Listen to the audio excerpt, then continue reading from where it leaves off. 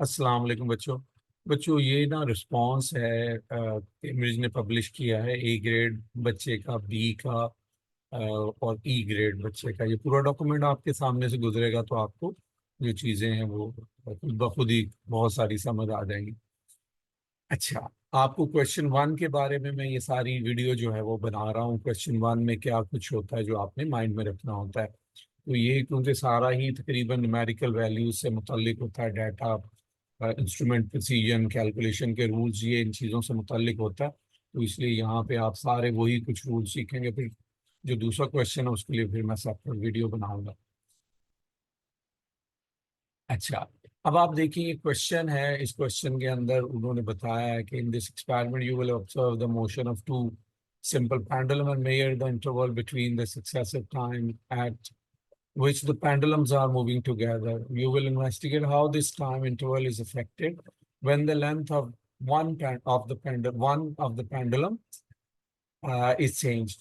तो मतलब दो पेंडुलम है, साइड बाय साइड लटका लेंगे इनको ना, तो हमने डिस्प्लेस करना है साइडवेज। या ये तो उनका है मतलब ऑसिलेशन का टॉप व्यू है। ठीक है, ये साइड व्यू है ऑसिलेशन का, तो नीचे बना हुआ है। तो इनको सस्पेंड करना है। तो मैं अब ये कैसे बिहेव करते हैं वो तो वीडियो नहीं है, लेकिन मैं आपको जो भी इसकी न्यूमेरिकल वैल्यूज हैं वो समझा देता हूँ कि करना क्या होता है। ये पेंडुलम है, उन्होंने कहा जी कि इसको 0.65 मीटर लॉन्ग आपने मेयर करना है थ्रेड से, स्पोर्ट के अंदर सस्पेंड कर लेंगे आप। तो देखिए centre of gravity of the pendulum to the rigid support जो थ्रेड है, यहाँ तक की लेंथ 60.65 मीटर होनी चाहिए या 65 सेंटीमीटर होनी चाहिए। ये दूसरी लेंथ जो है, जो चीज़ इससे मुतालिक है, हमारी वीडियो से मुतालिक है, वो यहाँ पे है। वो कहते हैं adjust the pendulum B so that its length L is about 0.5 meter. Measure and record the value of L. तो ये बंदा बड़ा अजीब सा समझता है कि पहले उसने खुद कह दिया कि लेंथ ये, और फिर कहता मेयर करो। इससे मुराद ये होती है कि आपने जो लेंथ जिस इंस्ट्रूमेंट से मेयर करनी है उस इंस्ट्रूमेंट की प्रिसीजन में लिखनी है। फॉर एग्जाम्पल मैंने लेंथ मेयर की है 0.5 मीटर, तो मैं उसको जब यहाँ लिखूंगा तो मैं लिखूंगा 0.500 मीटर, इस तरह लिखूंगा। तो नंबर स्कोर होगा अगर उन्होंने इसका नंबर रखा हुआ है। ठीक है, ये क्योंकि एक ही रीडिंग है, मेरा नहीं ख्याल यहाँ कोई नंबर होगा इसका। लेकिन आपने ये चीज समझ लेनी है कि जिस इंस्ट्रूमेंट से रीडिंग लेंगे वो उसकी प्रिसीजन में लिखेंगे। क्यों? कि जो मीटर रूल है, मीटर रूल से ली जाने वाली रीडिंग को हम तीन तरह से लिख सकते हैं। या तो हम उसे 0.1 सेंटीमीटर की टर्म्स में लिख लें, मिलीमीटर में तो अमूमन हम लिखते ही नहीं है ना, तो इसलिए मैं नहीं बात करूंगा उस पर। और या फिर हम मीटर्स में जब लिखेंगे तो वो 0.01 मीटर बनता है। क्यों? कि इसकी जो लीस्ट काउंट है वो 1 मिलीमीटर। ठीक है, 1 मिलीमीटर आपको पता, 1 × 10⁻³ मीटर होता है। ठीक है, अब आप देखेंगे ये खुद ब खुद ही 0.001 मीटर बन जाए। तो इस तरह से ये आता है। तो आप पहली लर्निंग जो है क्वेश्चन वन से मुतालिक होगी कि आपने जब भी मीटर रूल से कोई रीडिंग मीटर में लिखनी है तो उसमें 3 डेसिमल होने जरूरी है। अगर सेंटीमीटर में यही चीज मैं लिखता तो ये बनना था 50.0 सेंटीमीटर। तो वो भी आप लिख सकते हैं, या यहाँ पे 50.0 सेंटीमीटर। गो के उन्होंने कहा कि मीटर में लिखे तो हम मीटर में लिख देंगे, लेकिन बाद जगहों पे हम सेंटीमीटर्स में भी लिखते हैं। तो ये पहली जो है वो आपकी अंडरस्टैंडिंग होगी। तो अब इसके सी पार्ट में चलते हैं। Set both pendulum into motion with small oscillation. Start the stopwatch when the two pendulums are lined up as shown in the figure 1.2 are moving in the same direction. अच्छा, इनको इसको जब हमने perform किया था तो इसका बेहतरीन हाल ये होता है कि आप इन दोनों पेंडुलम्स को ना किसी स्केल से या किसी पेन से इकट्ठा एक साइडवेज डिस्प्लेस कर लें, तो वहां ये दोनों उस पेन को जो है वो टच कर रहे होंगे, फिर आप पेन से छोड़ दें। तो स्ट्रॉ वॉच मैं तो अमूमन यही कहता हूँ कि उस वक्त भी स्टार्ट कर दें तो कोई इतना इशू नहीं आएगा, कि वो क्योंकि स्टार्ट में मिले हुए हैं, जब नेक्स्ट टाइम मिलेंगे तो फिर आप स्ट्रॉ वॉच स्टॉप कर देंगे। तो जब आप ये प्रैक्टिकली देखेंगे फिर ही आपको ये चीज समझ आएगी। ठीक हो गया। अच्छा, अब आ जाए नेक्स्ट। ये मेन होता है, इसमें 10 मार्क्स होते हैं। जब कभी भी ये आप सही करते हैं तो आपका ए ग्रेड आना मतलब श्योर होता है कि आपका ए ग्रेड आ जाएगा, क्योंकि 20 मार्क्स का पेपर है, उसमें से 10 मार्क्स सिर्फ और सिर्फ इसी के अंदर है। ठीक है, ये टेबल होता है और उन्होंने जो वैल्यूज पीछे कहीं होती हैं उनके मुतालिक जो दो तीन चीजें हैं वो जरा मैं आपको समझा देता हूँ। देखें, change L and repeat C until you have 6 sets of values for L and T. अच्छा, यहाँ पे L should be from about 0.3 metre to about 0.6 metre, include values of 1/t and 1/l under root in your table of results. देखिए, यहाँ पे उन्होंने एक range बता दी है। जब भी रेंज बता देंगे तो आपने कोशिश करनी है कि तकरीबन फुल रेंज 90% रेंज जो है वो आप यूज करें।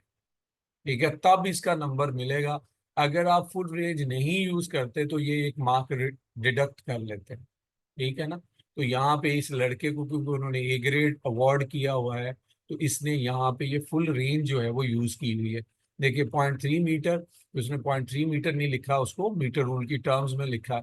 और एंड पे ये 0.6 मीटर पे नहीं गया लेकिन 0.56 मीटर तकरीबन ये वहां तक चला गया। तो पूरी रेंज को ही तकरीबन इसने यूज किया। तो यहाँ पे इसको एक नंबर जो फुल रेंज यूज करने का वो उसका स्कोर हो जाएगा। अच्छा, दूसरी बात ये देखेंगे जो अब टेबल की बात चीजें समझ लें कि जब भी कोई आपने रीडिंग लिखनी है तो ये लेंथ लिखी हुई है उन्होंने और स्लैश स्मॉल एम होना चाहिए। ये एम उसने थोड़ा सा बड़ा डाला हुआ है तो ये नहीं ठीक, स्मॉल एम होना चाहिए। अच्छा, टाइम है सेकंड्स में होना चाहिए, टाइम 2 सेकंड्स में होना चाहिए, टाइम फिर ये एवरेज है और फिर ये आगे मैथमेटिकल है 1/t है और 1/l अंडर रूट है और ये फिर उसका यूनिट है। ये एम बड़ा लिख रहा है, ये बिल्कुल गलत है। स्मॉल इसका एम यूनिट है और ये 1/2 आना चाहिए। ठीक है। तो इस तरह की छोटी मोटी चीजों पे वो नंबर नहीं काटते लेकिन बात का तो हो भी सकता है। ठीक है। हम क्योंकि पेपर 5 जब करवाते हैं तो वहाँ अगर आप फ्रिक्वेंसी की जगह कैपिटल एफ लिख दें तो वो मार्क काट देते हैं क्योंकि ये टेक्निकल टर्म्स हैं। तो इनके लिए आपको फिर उसी तरह के लेटर या सिंबल यूज करने पड़ेंगे जो उनसे रिलेटेड है। ठीक है। चले, तो ये हो गया। अब आप देखें यहाँ पे तमाम मीटर रूल से रीडिंग ली है, मीटर में ली है और तमाम में 3 डेसिमल प्लेसेस है। 30 सेंटीमीटर, 35 सेंटीमीटर, 40 सेंटीमीटर, 45 सेंटीमीटर, 50 और फिर 56 सेंटीमीटर। अच्छा, नेक्स्ट देखें ये टाइम आया तो टाइम में देखें पहला जब उसने 30 में छोड़ा तो मतलब क्या था कि वो जो 0.65 वाला है वो तो वहीं का वहीं है। ठीक है, 0.65 मीटर वाला उसने क्या किया, जो 30 वाला है उसको ऐसे सस्पेंड कर लिया इसके बिल्कुल पैरेलल। ठीक है, ऐसे उसके साथ वो सपोर्ट लगी हुई है। अब इन दोनों को जो है वो उसने ऐसे इकट्ठा जो है डिस्प्लेस किया है साइडवेज इधर दोनों को ले जाकर। ठीक है, और फिर ये यहाँ पे यूं ऑसिलेट करते हैं और अलहदा हो जाते हैं और फिर बाद में ये मिल जाते हैं। तो ये वो टाइम है। तो जब लेंथ छोटी है तो बहुत जल्दी मिल गए।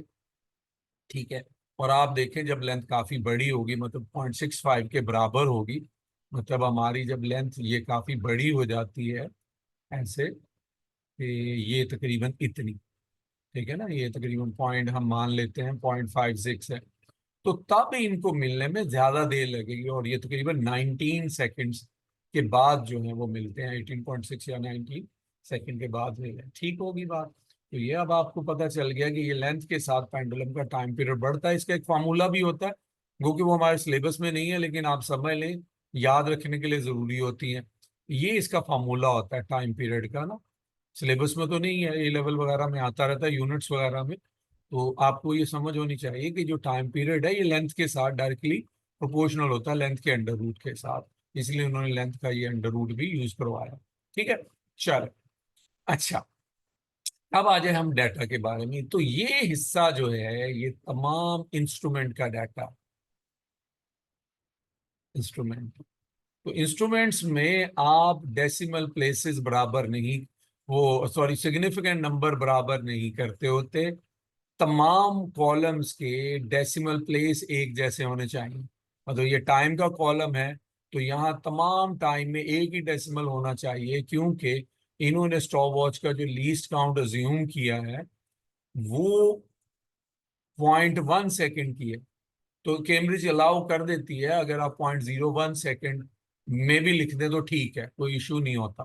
ठीक है, तो लेकिन आप 0.1 सेकेंड इस बच्चे ने यूज किया अगर इसमें ऐसे आ रही हो ना आपकी वैल्यू 3.62 तो आप लिख सकते थे, कोई इशू नहीं था। ठीक है, तो ये बात आपने माइंड में रखनी है। लेकिन यही जो मैं पॉइंट बोल रहा है वो आप फिर कंसिस्टेंट रहेंगे। अगर आप किसी वैल्यू में जो स्टार्ट में ले रहे हैं 2 डेसिमल ले रहे हैं तो फिर पूरे कॉलम में 2 डेसिमल ही होंगे। अगर एक ले रहे हैं तो पूरे कॉलम में एक ही डेसिमल होगा। ये नहीं कि किसी में 2 डेसिमल है किसी में एक है। आगे मैं आपको ई ग्रेड बच्चे का दिखाऊंगा कि उसने यही मिस्टेक्स की है। ठीक है, चले, ये हो गया। तो यहाँ पे तो प्रिसीजन के अकॉर्डिंगली देखना, जो आप वैल्यूज लिख रहे हैं उनके यूनिट आपने लिखने होते हैं। ये हिस्सा जो नेक्स्ट वाला है ये तमाम कैलकुलेशन का एरिया होता है। तो कैलकुलेशन के एरिया में आपने कैलकुलेशंस के रूल जो हैं वो यूज करने होते हैं। कैलकुलेशन के क्या रूल हैं? आप यहाँ क्योंकि मल्टीप्लिकेशन डिवीजन कर रहे हैं तो मल्टीप्लिकेशन डिवीजन का रूल ये होता है कि जब भी कोई क्वांटिटी मल्टीप्लाई होगी या डिवाइड होगी तो आप उसकी लीस्ट सिग्निफिकेंट नंबर देखेंगे। जो रॉ डाटा में अगर आपकी वैल्यू 2 सिग्निफिकेंट नंबर में है तो 2 में लिखेंगे, 3 में है तो 3 में लिखेंगे। ये चीज आप पूरे जो कॉलम्स हैं उनमें देखेंगे कि कंसिस्टेंट होगी। देखें जरा। अच्छा, 3.4 है, 3.6 से हमने एवरेज ली, इसके आंसर 3.5 आ गया। फिर हमने 4.8, 4.8, 4.9 का एवरेज लेंगे ना जब हम इनका दोनों का, तो वो एवरेज बनता है 4.85। ठीक है, असल में 5 के राउंड ऑफ के रूल के अकॉर्डिंगली ये 4.8 होना चाहिए। ठीक है, लेकिन इसने 4.9 लिख दिया, उन्होंने एक्सेप्ट कर लिया। इशू नहीं है, 5 का राउंड ऑफ रूल बहुत थोड़े लोग जानते हैं तो वो अमूमन केयर भी नहीं करते। असल में अगर 5 को राउंड ऑफ आपने करना है और उसके बाद इवन नंबर है तो आप उसकी जगह 4.8 लिखेंगे। ठीक है, ये इसके अंदर आपने ख्याल रखना है जब भी आप डाटा करेंगे। तो ये भी एक और पॉइंट आपको यहाँ से मिल गया। अच्छा, उसके बाद आप चलें, यहाँ पे भी वही काम हुआ कि 5 और 7 को किया, इसका तो 6 ही आ जाएगा। 9 और 7 को किया, इसका 8 ही आ जाएगा। और 6 और 7 ये भी यहाँ पे, ये देखिए, ये यहाँ पे वो राउंड ऑफ 5 का ये फिर वही मिस्टेक है कि जब हम इन दोनों का एवरेज लेंगे तो वो आएगा 10.65। ठीक है, अब जब हम 5 को राउंड ऑफ करेंगे तो ये यहाँ पे 6 ही आएगा। तो ये भी इसमें एक मिस्टेक है, 0.6।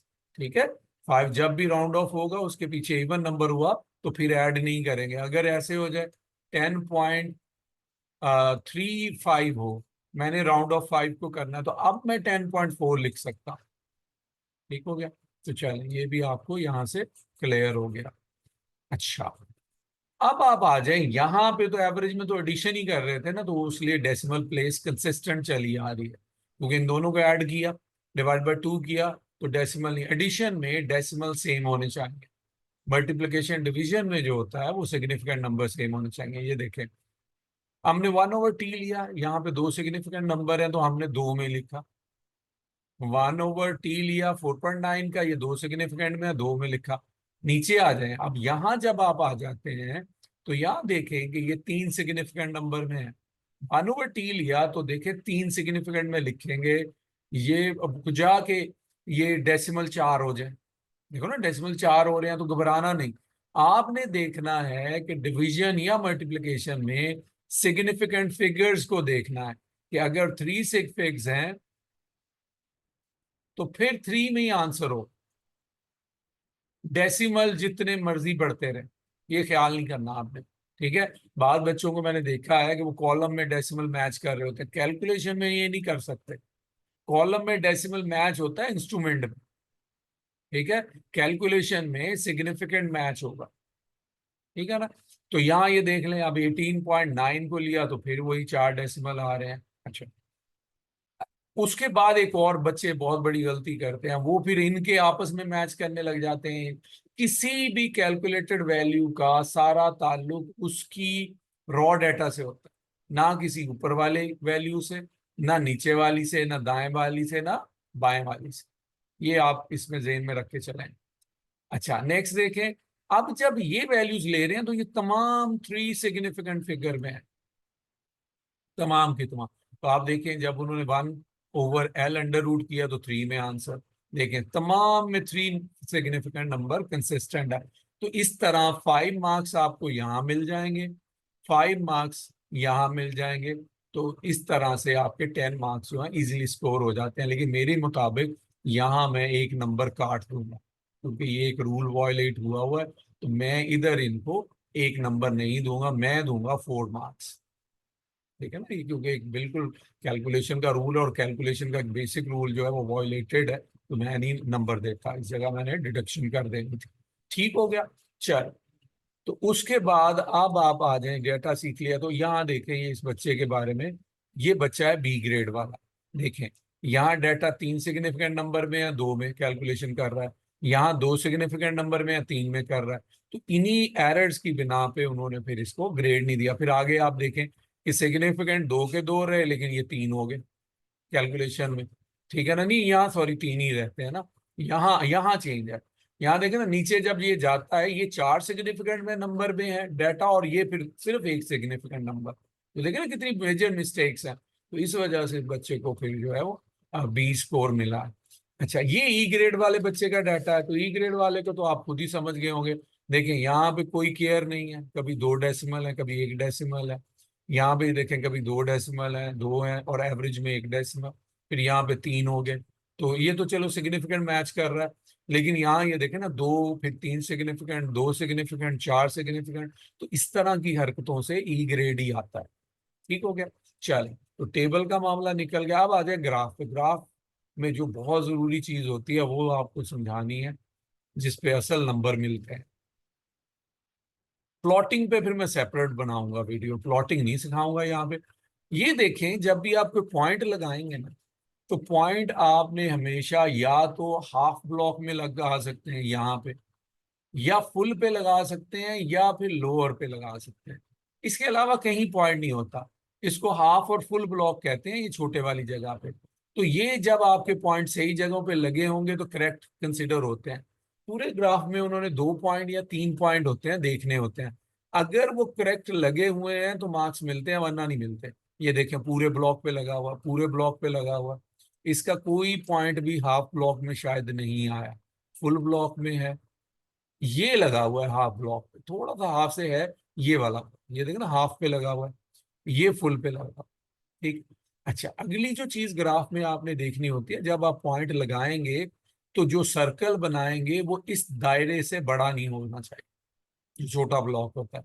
अगर आप क्रॉस लगाएंगे तो वो भी इतने साइज का हो। मतलब मैंने फॉर एग्जांपल हाफ और फुल ब्लॉक पे मैंने पॉइंट लगाना, मैंने अगर यहाँ पॉइंट लगाना है तो मैंने जो क्रॉस लगाना है वो उसका साइज छोटे ब्लॉक से बड़ा ना हो। ठीक है, ये मेन इसमें ग्राफ में होती है। लेबलिंग कैसे करते हैं वो फिर मैं अलग समझाऊंगा। चलें, तो उसके बाद अगली जो चीज इसमें आपने देखनी है, ये देखें इस बच्चे में ये तमाम एरर्स होंगे। एक तो देखेंगे इसके जो पॉइंट्स हैं जो उसने मार्क किए हैं वो काफी बड़े बड़े क्रॉसेज हैं। वो कि बी ग्रेड है तो इतना कोई एरर नहीं लिया उन्होंने, इसको इतना ज्यादा पेनल्टी नहीं लगाई। तो लेकिन इसके जो पॉइंट है, प्लॉट ठीक है, सारे होल ब्लॉक के ऊपर प्लॉट है। ठीक है, तो ये नहीं इसका एरर। ई वाले ने ऐसा बहुत कुछ किया होगा, ये देखना।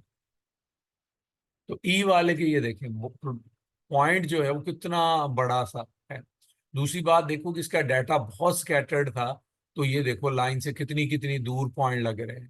ठीक है, और बहुत बड़े बड़े पॉइंट लगाए हुए हैं। और ये देखो ये हाफ से नीचे लगा हुआ पॉइंट है, तो ये फुल पे लगा हुआ है। और ये तो इस इन तमाम चीजों से जो डाटा है वो बहुत ज्यादा स्कैटर्ड भी कर जाता है। ठीक हो गया। अच्छा, अगली जो बात आपने सीखनी होती है जो ग्राफ से मुतल्लिक है, वो ये है कि ग्राफ का कितना पार्ट आप ग्रेडियंट लेने के लिए यूज करोगे। जो भी ग्राफ लगा हुआ है लाइन पॉइंट्स के दरमियान, जो लाइन है मतलब ये पहला पॉइंट है और ये आपका आखिरी पॉइंट है, इन पॉइंट्स की टोटल लेंथ के 50% में आपका ग्रेडियंट होना चाहिए एटलीस्ट। इस बच्चे ने क्या किया, इसने तो तकरीबन 80% ही यूज कर ली ना लाइन, तो ये भी ठीक है। लेकिन आप अगर कहें ना कि जी मैं इतना सा ग्रेडियंट यूज कर लूं, इतना सा, तो इसका माइनस मार्क हो जाएगा। ठीक है, एटलीस्ट 50% आपका जो भी ग्राफ बना हुआ है उसका आप यूज करें। जहां आपके पॉइंट लगे हुए हैं, मतलब यहां से लेके अगर आप इतनी भी लगा देते हैं तो ये तकरीबन आपके लगे हुए पॉइंट्स के दरमियान 50% बन जाती है। ठीक है, तो ये देखें ना, आधी लाइन इधर है तकरीबन, आधी उधर बन जाती है। लेकिन ये भी थोड़ी सी छोटी है, थोड़ा सा और बड़ा कर लेते हैं इसको। और ये अच्छा, एक अगला जो पॉइंट इसमें ग्राफ में आपने सीखना होता है कि ये इतना ठीक माना जाए, तो ये तकरीबन 50% के करीब है। अच्छा, दूसरी बात ये होती है कि पुराना लगा हुआ पॉइंट आपने नहीं लेना, चाहे वो लाइन पे भी हो। अमूमन ये एक्सेप्ट कर लेते हैं लाइन पे लगे हुए पॉइंट ना, जैसे ये है। मैं बिल्कुल नहीं पसंद करता। मैं कहता हूँ कभी भी ना ये काम करो। आप बिल्कुल दो नए पॉइंट चूज करो जो लाइन के ऊपर आ रहे।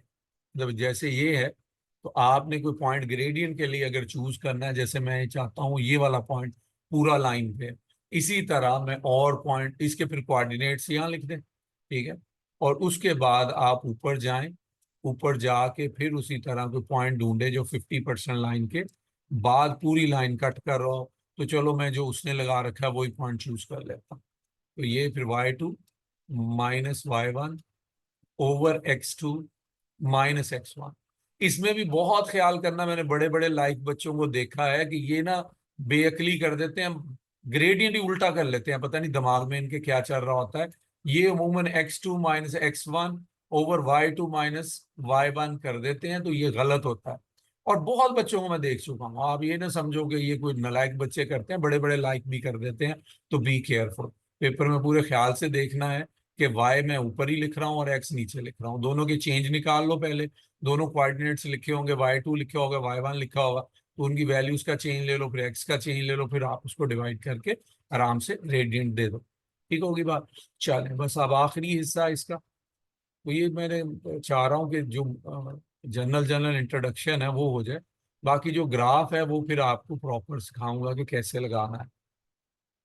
अच्छा, लास्ट पार्ट में जब आप आ जाते हैं तो यहाँ पे ग्रेडियंट वगैरह तो आपने ले लिया। तो यहाँ पे भी ख्याल रखना है कि आपका जितने सिग्निफिकेंट फिगर हैं रॉ डाटा में जो यूज हो रहे हैं, कैलकुलेशन का रूल लगाएंगे।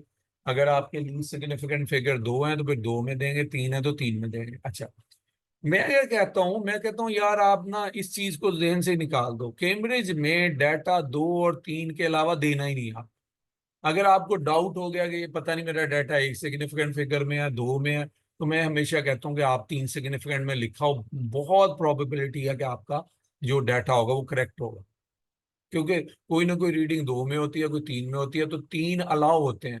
अगर आपके दोनों डाटा पॉइंट जो है वो दो सिग्निफिकेंट नंबर में है, मतलब 4.6 है और डिवाइडेड बाय समझो 0.94 समथिंग ऐसा है, तो समझो इसका आंसर आ रहा है 0.48 समथिंग आ रहा है। तो आपको लग रहा है आप ये दोनों ही दो सिग्निफिकेंट में दो लिख दूं तब भी ठीक है। अगर ये आ रहा हो 4.483 सपोज, तो ये भी ठीक होता है। मतलब इसको मैं 0.48 लिख दूं वो भी करेक्ट होगा, ये लिख दूं तब भी करेक्ट होगा। तो आपने टेंशन ही नहीं लेनी इसकी। हमेशा जो भी वाई इंटरसेप्ट के आंसर है, ग्रेडियंट के आंसर है, मैं कहता हूँ बेहतर है कि तीन में लिख दो।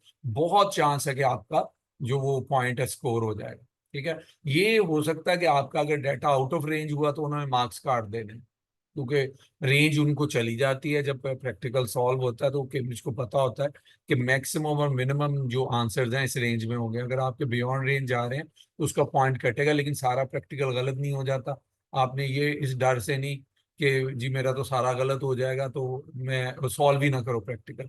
कुछ ना कुछ डाटा लेके आपने प्रैक्टिकल सॉल्व कर देना, वो ज्यादा नंबर स्कोर दे जाता है बनिस्बत बजाय इसके कि आप ना अपना प्रैक्टिकल खाली छोड़ के आप।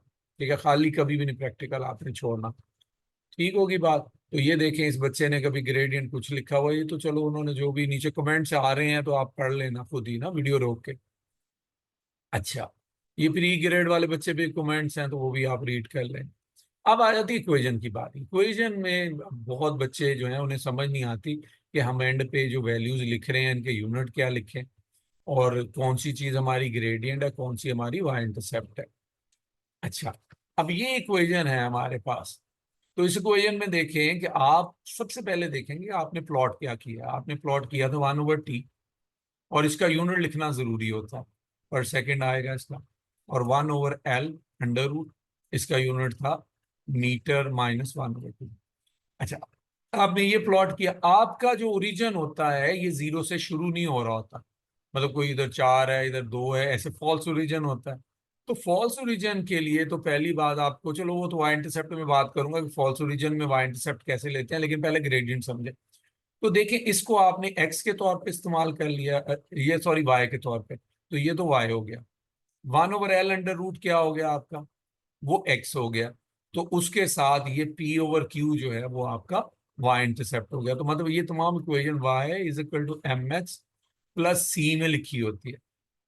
तो p over Q y intercept हो जाएगा, x की जगह 1/l अंडर रूट है, तो p जो है वो ग्रेडियंट हो जाएगा और ये y हो जाएगा। तो ग्रेडियंट है p, ठीक हो गया। तो जो आपने पीछे ग्रेडियंट निकाला होगा, जैसे इस बच्चे ने निकाला था ये वाला ग्रेडियंट, तो आपने यही ग्रेडियंट उठा के वहां लिख देना है और सिर्फ इसके वहां यूनिट लिखने होते हैं। इस पेपर में यूनिट उन्होंने खुद लिख दिए हैं, तो आपको कोई मसला नहीं है, ठीक है ना, ये ऑलरेडी लिखे हुए हैं यूनिट। अगर यूनिट नहीं लिखे होते तो आप यूनिट ना लिखोगे तो नंबर कट जाएगा, ठीक है ना। यहाँ तो यूनिट ऑलरेडी लिखे हुए थे, ठीक हो गया। अब आ जाए वाई इंटरसेप्ट की बात, वो जो फॉल्स ओरिजिन वाली बात मैं कर रहा था। तो वाई इंटरसेप्ट जब आप लेंगे तो वो y is equal to M X plus C से लेंगे, जैसे इस बच्चे ने यहाँ पे लिया था। ये देखें, इसने भी लिया, बी ग्रेड वाले ने भी लिया और ये ए ग्रेड वाले ने भी लिया। ये नहीं करना कि आपने जहां लाइन वहां कट कर रही है एक्सेस को, उसी को पकड़ के आपने कह देना कि ये वाई इंटरसेप्ट है, तो ये गलत होगा। मतलब जैसे ये मैंने अभी लिखा हुआ है, मतलब 4.8 पे वाई इंटरसेप्ट हो रहा, तो आपने ऐसे नहीं ले लेना। समझ आ गई ना बात। तो आपने Y is equal to M X plus C लगा के उसको निकालना। और Y is equal to M X plus C में मैं तो हमेशा यही प्रेफर करता हूँ कि जो आपने ग्रेडियंट में 2 पॉइंट यूज किए होते हैं, उन्हीं पॉइंट को यूज करके आप उसकी वो जो है वह इंटरसेप्ट ले लो। मतलब देखो ना, यहाँ पे जो ग्रेडियंट में ये पॉइंट यूज हुआ, ये यूज हुआ, ये y1 है, y2 है, और ये x नहीं x2 है। तो इन दोनों को यूज करके आप फिर y स्क्वायर प्लस सी लगा के कर लें, ठीक है ना, जैसे उसने भी किया हुआ। तो आप उन्हीं को यूज करके y इंटरसेप्ट निकाल लेंगे, ठीक होगी बात। अच्छा, और यहाँ यूनिट जो देखने होते हैं, तो यूनिट इस पूरी टर्म के यूनिट जो है वो 1/सेकंड के बराबर आएंगे, फिर आप उसको सॉल्व कर लेंगे।